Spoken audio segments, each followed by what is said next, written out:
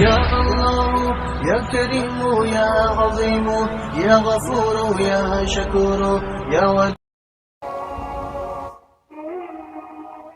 بسم اللہ الرحمن الرحیم۔ الصلاۃ والسلام علیک یا رسول اللہ۔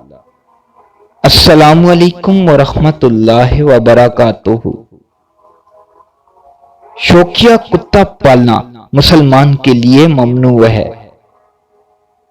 نبی اکرم صلی اللہ علیہ وآلہ وسلم نے فرمایا، جس نے ایسا کتا پالا جو نہ مویشی کی حفاظت کرتا ہے اور نہ ہی شکار کے کام آتا ہے، یعنی اس شخص کے گھر میں کوئی جانور مویشی نہیں جن کی حفاظت کے لیے کتا رکھا گیا ہو، اور نہ ہی یہ شخص شکار کا شوقین ہے کہ کتے کو ساتھ لے کر شکار کے لیے جاتا ہو، بلکہ صرف اور صرف شوقیہ طور پر پالتو کتا رکھا ہوا ہے، تو ہر روز اس کے نامہ اعمال میں سے 2 قیرات ثواب کی کمی ہو جاتی ہے۔